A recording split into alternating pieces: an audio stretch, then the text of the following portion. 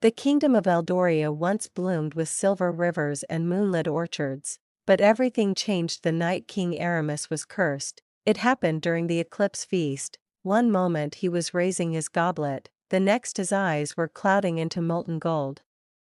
A witch, cloaked in starlight, pointed at him and uttered a prophecy: "Your heart will rot before your kingdom does. Only a healer lost in time may save you." From that night, King Aramis felt time decaying inside him. Each sunrise stole a piece of his strength. Each sunset turned his veins darker, as though shadows were threading through his blood. Within weeks, he had aged years. Within months, he could barely stand. Eldoria trembled with fear. Armies gathered outside its borders, ready to devour a dying kingdom, but fate was already moving. Far from Eldoria, in a village not yet on any map, lived Alara, a gifted healer. She could mend broken bones with a touch, soothe fevers with a whisper, and read the stories inside a person's pulse. But she had one secret: she didn't belong to this century. 100 years in the future, she had been swept through a crack in time, a shimmering vortex that snatched her during a storm. She woke in Eldoria, disoriented, frightened. And alone, she hid her origins, fearing what people in this era would do if they knew. Instead, she healed villagers quietly, keeping her distance, until soldiers arrived at her hut with a trembling urgency. "The king is dying," they pleaded. "You must come." Alara tried to refuse, but destiny had already chosen its path. When Alara entered the king's chamber, she almost gasped. King Aramis, once young, noble, and admired, now looked like a man caught between life and death. His skin had veins as dark as ink. His eyes, though tired, held a haunting sadness. "You are the healer?" His voice was rough, yet hopeful. "I will try," Alara whispered, touching his wrist. A shock ran through her. The curse felt alive, pulsing like something with its own heartbeat. Day after day, she worked beside him.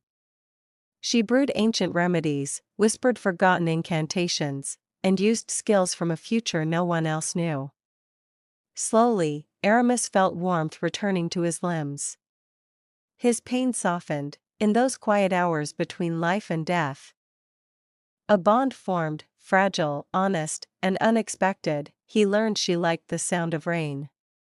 She learned he wrote poetry no one had ever read. He confessed he feared dying alone. She confessed she feared never finding her way back home, but what neither confessed was how much they had begun to need each other.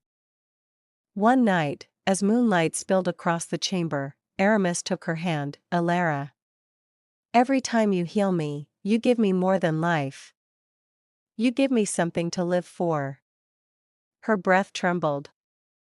"You shouldn't say that." "Why?" "Because I don't belong here," she whispered. "For all we know, time may tear me away again." He squeezed her hand. "Then I will hold on until the very last second. But destiny is cruel to those who defy it." The starlit witch appeared again, her voice echoing like broken glass. "The curse weakens. The healer's heart binds to yours.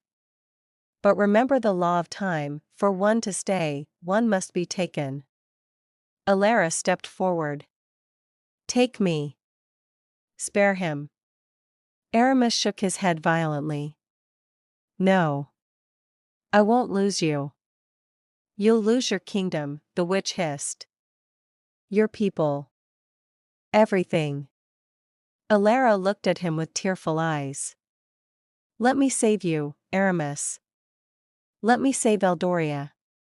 He pulled her into an embrace. "Their first, and maybe their last. I survived the curse," he whispered, voice breaking, "but I won't survive losing you." Her tears fell against his tunic. Her voice cracked. "Maybe in another time. Another life.